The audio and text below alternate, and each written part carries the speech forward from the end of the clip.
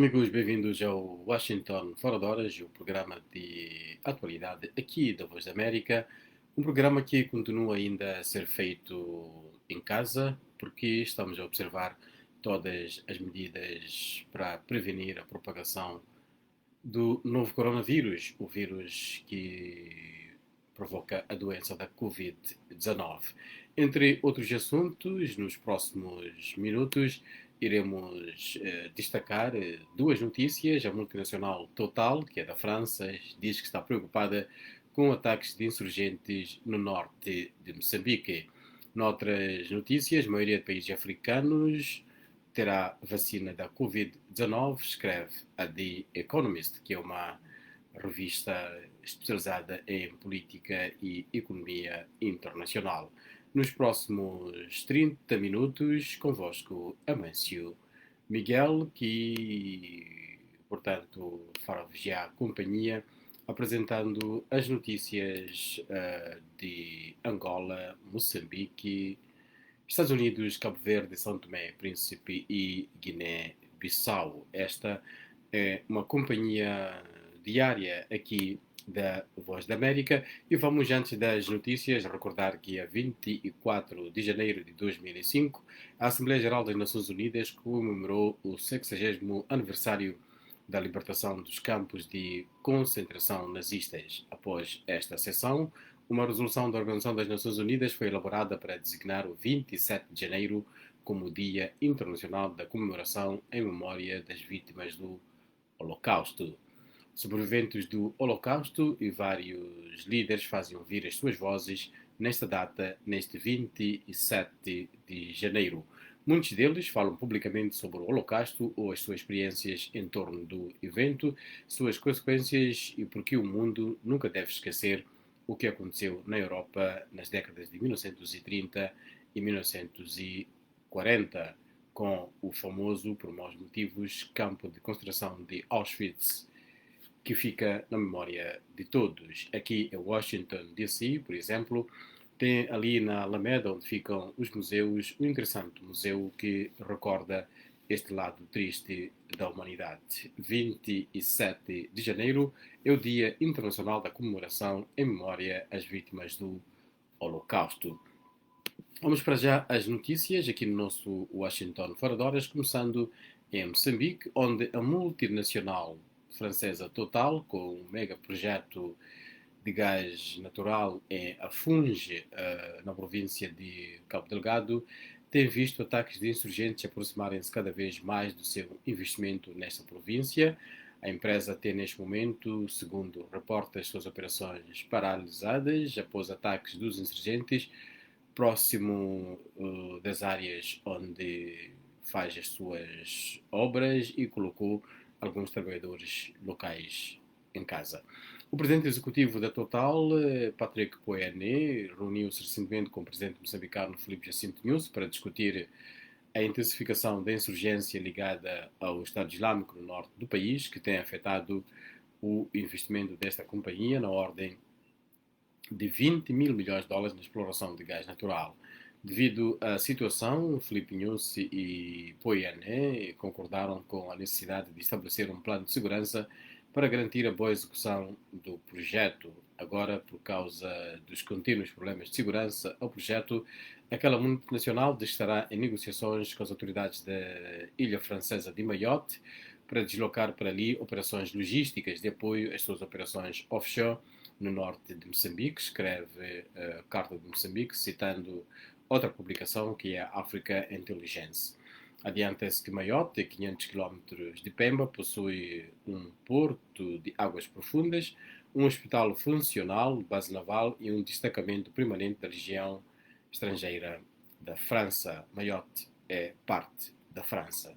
O projeto, no entanto, enfrenta alguns problemas, como uma pista de aterragem curta e o facto de algumas empresas que trabalham para a Total em Moçambique não quererem mudar as suas operações para Mayotte devido ao que chamam de custos onerosos de tal operação. Esta é uma notícia que marca a atualidade do ponto de vista da economia em Moçambique, numa altura também que os países da SADC onde Moçambique encontra-se localizado. Maiote, por ser parte da França, não é membro da SADC, apesar de estar na parte austral do continente africano.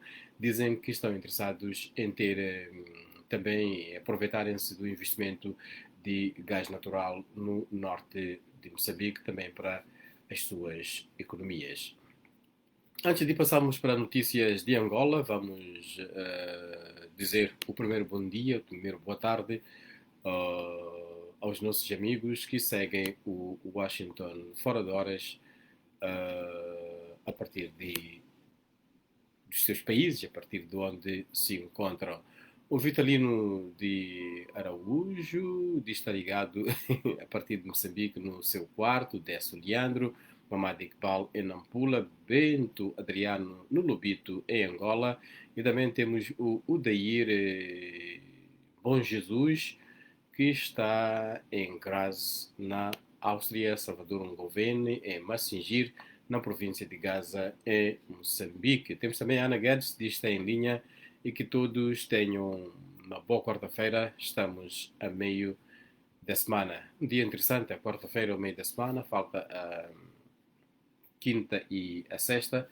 Para outros que trabalham ao fim de semana, pode não significar muito, mas é já um caminho andado para a semana terminar. Vamos agora para notícias de Angola. O Serviço de Investigação Criminal da província do Uís apresentou ontem 20 cidadãos indiciados de prática de vários crimes, dos quais destacam-se a violação de um menor de 15 anos, praticado por um suposto inspetor da educação, e o furto de 17 milhões de kwanzas de que está acusado um funcionário bancário que transferia valores dos clientes para a sua conta e seus familiares. O porta-voz da delegação do Ministério do Interior, o subinspetor Serafim dos Santos, acrescentou que entre os crimes estão também a burla e defraudação, roubo qualificado com assaltos à mão armada nos municípios de Negage e também do Uís e venda ilegal de medicamentos. Na nossa emissão de rádio, que começa às 18 horas de Angola, teremos mais detalhes sobre esta notícia.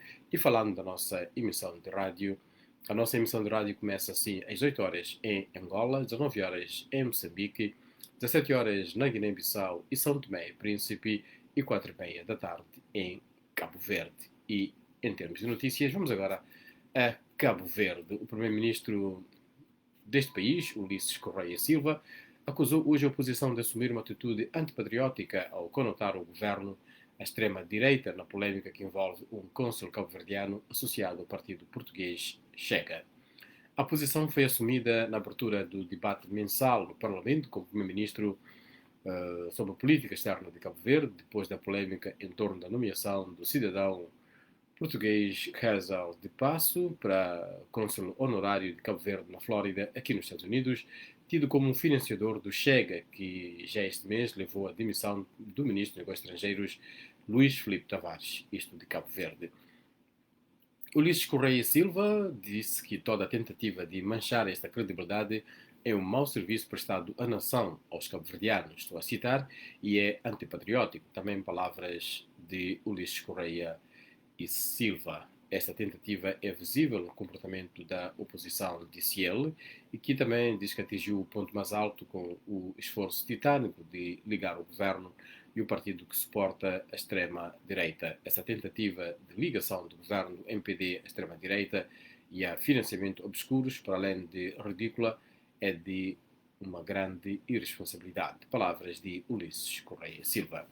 Ao intervir logo após o discurso inicial do primeiro-ministro, o presidente do principal partido da oposição, o PAICV, Janira Ofel Almada, responsabilizou Ulisses Correia Silva por vários episódios que disse colocam em causa a imagem externa do país. O líder da oposição classificou o caso envolvendo o cônsul honorário na Flórida como um escândalo que abanou o país e que a responsabilidade é do governo e não apenas do ministro Luís Filipe Tavares, que pediu a demissão. Queremos perguntar-lhe ao primeiro-ministro o que tem norteado o seu governo quando nomeia um cônsul honorário e se não perturba, como africano e como cabo-verdiano, nomear alguém que supostamente financia um partido de extrema-direita cuja ideologia é claramente segregacionista e, portanto, como africanos e contra cabo-verdianos, melhor, contra africanos e contra cabo-verdianos, disse Shanira Almada, que classificou o caso de um escândalo que manchou a imagem de Cabo Verde. Cabo Verde tem eleições legislativas agendadas para este 18 de abril e o país já está em clima de pré-campanha eleitoral. De Cabo Verde para a Guiné. O ministro do Interior deste país colocou mais de 2.000 efetivos nas vias públicas de todas as cidades e localidades da Guiné-Bissau para o seguimento do cumprimento escrupuloso do estado de calamidade. O Comissário Nacional da Polícia de Ordem Pública, o Brigadeiro-General Tomás Jasse, disse que os agentes da polícia não estão autorizados a deter ou agredir pessoas sem máscara, mas devem abordar os cidadãos de forma pedagógica sobre a importância de proteção contra o coronavírus, o vírus que causa a Covid-19. Contudo, aquele oficial apela aos agentes das forças de segurança a ordenarem a dispersão de aglomerações de pessoas que não respeitem o distanciamento físico, avisando que a falta de obediência às medidas constantes do decreto de estado de calamidade, os infratores incorrerão responsabilidade criminal. O Comissário Nacional da Polícia de Ordem Pública acusou os proprietários de pastelarias, padarias e serviços similares de não estarem a cumprir as orientações dadas pelo governo, tendo lembrado que, de acordo com o decreto, os mesmos devem funcionar apenas no regime de pronto a levar, sublinhando que é proibido a realização de eventos sociais e culturais que implique aglomeração de pessoas, nomeadamente tocar choro, almoços, missa de defuntos, jambadó, consundê e fanado. Este é o Washington Fora de Horas da Voz da América. Estamos aqui no Facebook e também no YouTube. Vamos agora falar um pouco com os nossos amigos que seguem através da plataforma Facebook, aqui onde é exatamente a fonte original de saída deste programa. Temos já comentário em relação às notícias, temos o último com o qual conversamos, foi o Salvador Ngoven em Mansijiri, Gaza. Temos o André do Chito, que está no Soio, em Angola, diz boa tarde, vem do Soio. Celise King tem em Quamba, Niassa, norte de Moçambique. E temos também o Onso, povo capitão, capitão, capitão. Bom, diz que da França pergunta. Diz que pergunta a mim. Em Angola, MPLA 46 no poder, isto é democracia ou ditadura? É a pergunta que ele coloca. Está aberto o debate, diz que está na França. O Manuel Sussengati diz que está em Luanda, Angola. O Dinho José Nhantumbo diz que coloca aqui uma questão. Diz que sempre há insurgência onde a multinacional total está. Algo não está bem. Ele escreve de Maputo, Moçambique. O Marilena Gaspar Nivalda. A Marilena Gaspar Nivalda está em Angola e segue o programa a partir de Luanda.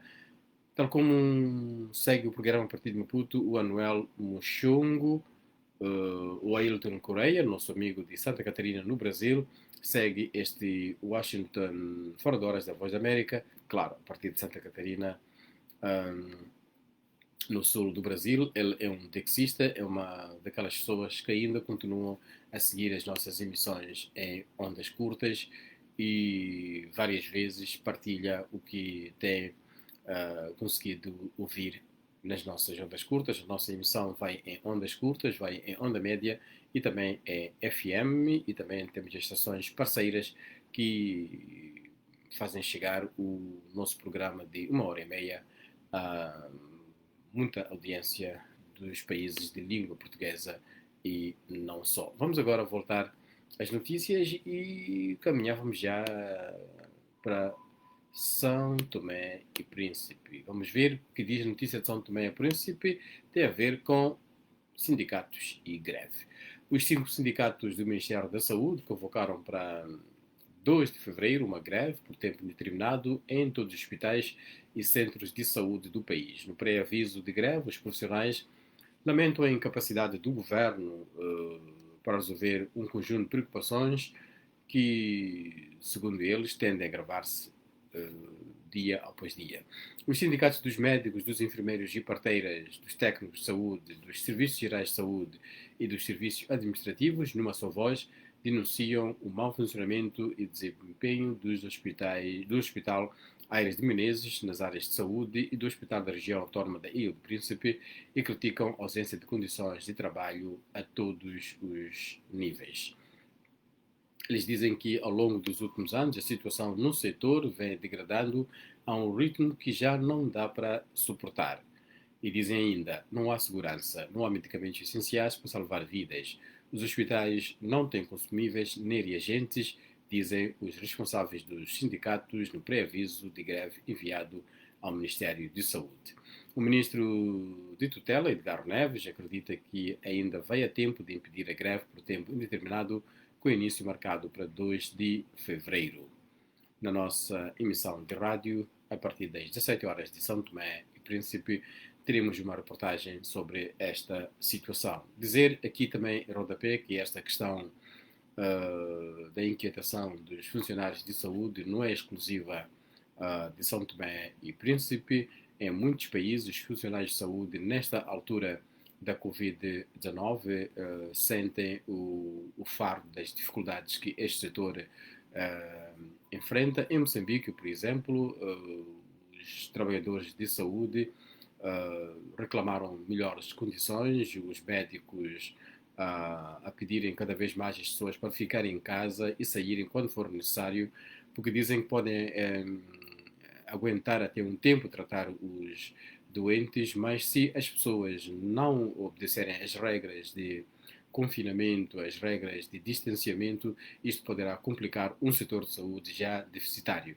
Circularam nas redes sociais, no WhatsApp em particular, mensagens muito fortes atribuídas aos médicos, e quando os médicos tiveram o encontro depois de apresentar a sua reivindicação às autoridades, apareceram com um tom mais suave. Houve promessas de que as suas preocupações haveriam de ser resolvidas, porque uma das preocupações que colocam tem a ver com a sua segurança, o que também foi levantado após a morte de médicos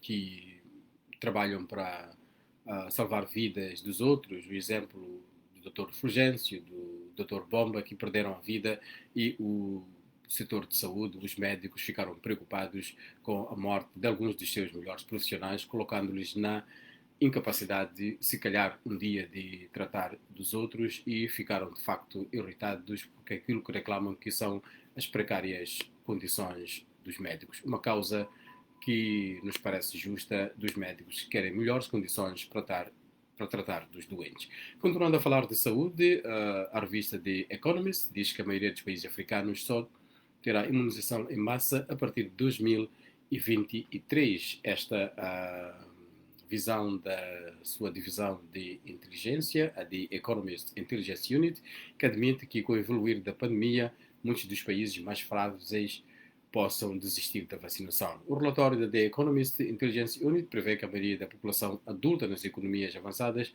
terá sido vacinada até meados de 2022.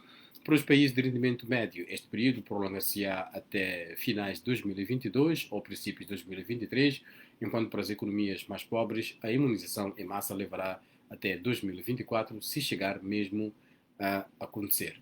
Nesta última fase encontra-se a generalidade dos países africanos, incluindo os lusófonos, como Angola, Cabo Verde, Guiné-Bissau, Moçambique, São Tomé e Príncipe, bem como o Timor-Leste, do outro lado do continente, que está na Ásia.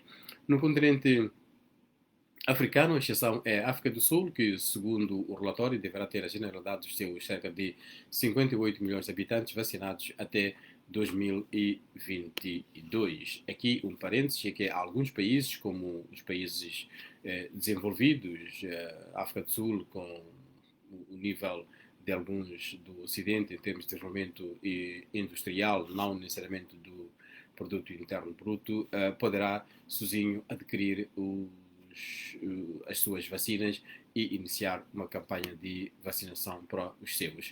Continuando com a notícia, a The Economist Intelligence Unit classifica como inquietantes as perspectivas de vacinação para as economias em desenvolvimento, apontando que alguns países de rendimento médio e a maioria dos de baixo rendimento contam com a COVAX, uma iniciativa liderada pela Organização Mundial da Saúde, que visa assegurar 6 mil milhões de doses de vacinas para os países mais pobres. Os primeiros 2 mil milhões de vacinas serão dados em 2021, com prioridade para os profissionais de saúde, mas as doses fornecidas pela COVAX cobrirão apenas 20% da população de cada país.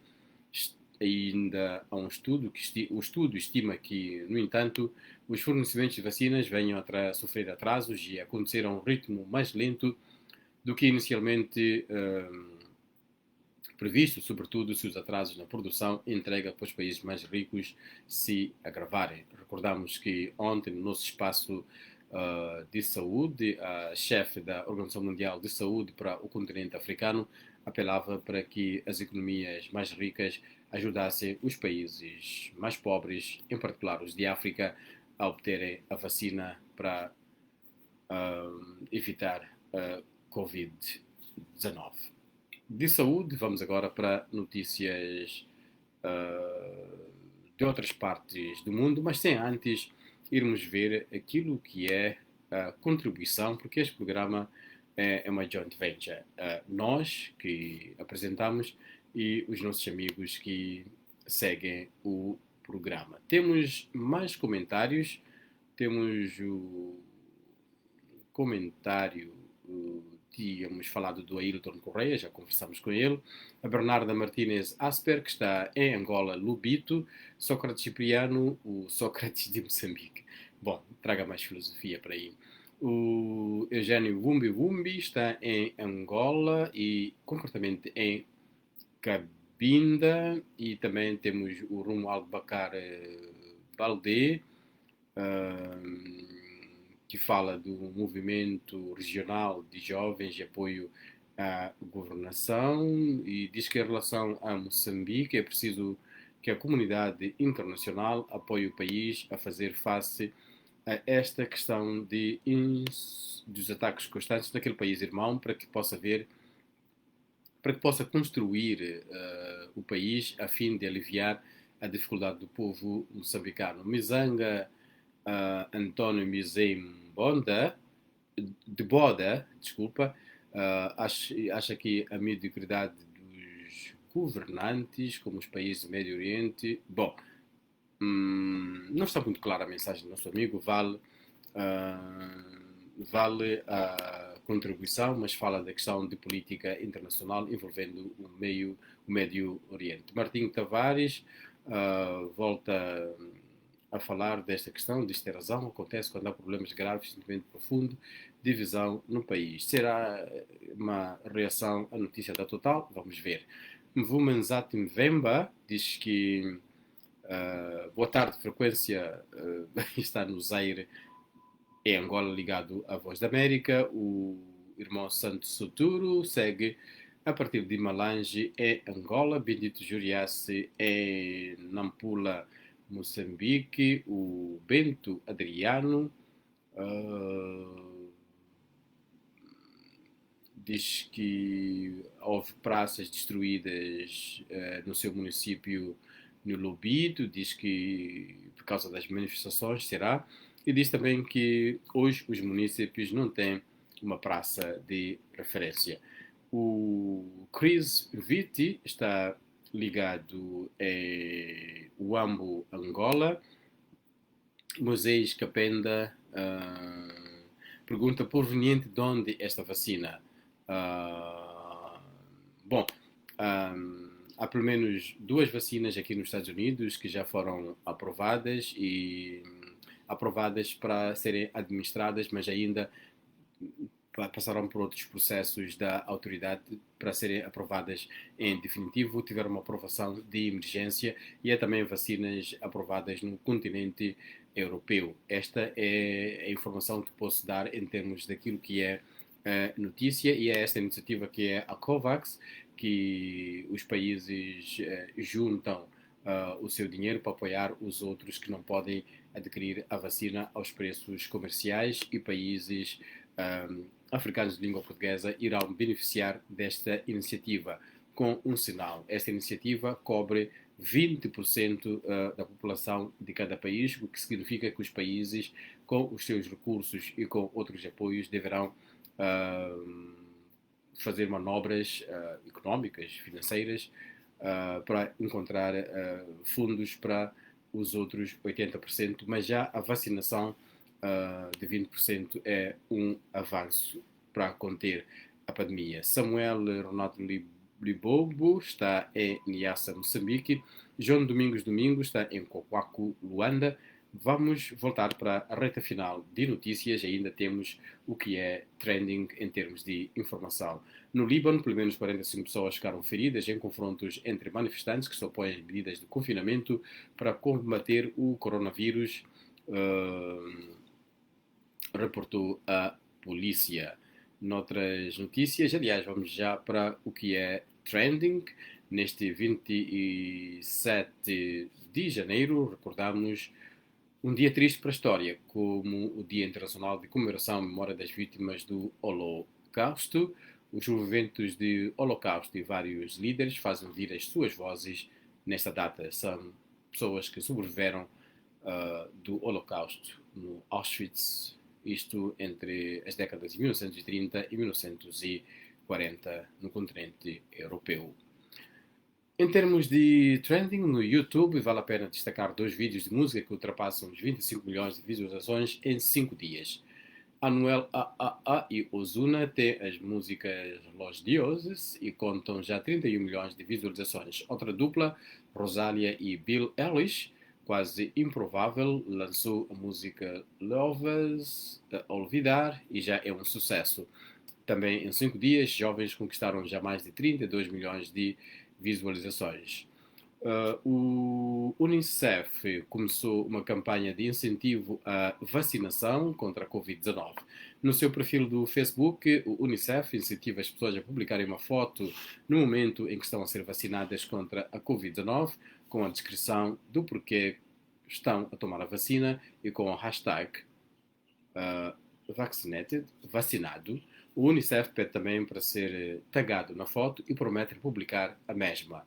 Este post já mereceu mais de 1 milhão de reações, quase 6 mil partilhas e pelo menos 19 mil comentários. No Instagram, a publicação mais popular a esta hora pertence a Cristiano Ronaldo, e desta vez não é sobre ele. Desta vez é sobre a sua namorada. O jogador de futebol português publicou uma fotografia dos dois, dando os parabéns ao amor de sua vida, a modelo espanhola Georgina Rodrigues, que celebra hoje 27 anos. O post conquistou quase 5 milhões de gostos, mas que termina aí, porque a mulher é do Cristiano Ronaldo. No website da Voz da América, o que está a chamar a atenção, 2 artigos. Tribunal francês diz que, aliás, um artigo. Tribunal francês diz que Isabel dos Santos tem que pagar centenas de milhões de dólares a Sonangol. A notícia, no detalhe, diz que um tribunal de Paris rejeitou um apelo da empresária angolana Isabel dos Santos contra uma decisão anterior que a condenou a pagar centenas de milhões de dólares à companhia PT Venture, que pertence à petrolífera Sonangol. A indemnização tinha sido decidida pelo Tribunal Arbitral de Paris. Pode seguir esta notícia, bastando escrever voaportugues.com e aí terá mais notícias, aliás, que a Voz da América produz com grande ajuda da sua rede de correspondentes no continente africano e não só. Vamos marcar o ponto final em termos de texto. Esta semana teremos, como sempre acontece, de alguns meses para cá, o Angola Saúde em Foco, e o tema de destaque é a tuberculose. O convidado é o especialista em medicina interna, Dr. Esmeraldo Dembi, e o convite sempre. Se tem questões sobre esta doença, por favor, não hesite e envie para nós via WhatsApp, +1 908-652-4584 ou mensagem para o nosso número local de Angola, mais 244 932 348 698. Vale dizer que a tuberculose não é exclusivo de Angola. Perguntas de outras partes são bem-vindas para este programa, porque não é sempre que temos especialistas sentados nos nossos estúdios, embora virtual, a falar, a responder a toda a questão que tem a ver com esta doença, uma doença preocupante no continente africano. Nosso convidado é o Dr. Esmeraldo Dembe. Vamos falar da tuberculose. Vou recordar o número do WhatsApp para onde a mensagem deve ir. Para aqui para os Estados Unidos é mais 908-652-4584 e para Angola mais 244-932-348-698. O programa Angola Saúde em Foco é gravado porque estamos a evitar ir lá para os estúdios para não termos complicações de saúde ao longo de caminho, o caminho pelo qual passamos para termos o programa. O nosso mesmo adeus, com um breve contacto aqui com dois dos nossos amigos, Tavares Osvaldo Lavado, que segue o nosso Washington Fora de Horas, a partir de Mochico, em Angola, e o moçambicano Hilar Bezou MH. Diz voa, voa, ainda até lá no Cota gelou, para lhe fazerem baixar a cesta, que se tornou terça. Bom, deve ser um rapper. Rima, a terça básica. Hoje é quarta-feira e a Ana dizia que a quarta-feira é mesmo o meio da semana. Já preparamos a nossa saída. Eu sou o Amancio Miguel, o Washington Fora de Horas volta amanhã com outro colega e desta feita, amanhã sendo quinta-feira, amanhã terão na vossa companhia o Álvaro Luger Andrade. Um grande abraço, até para a semana.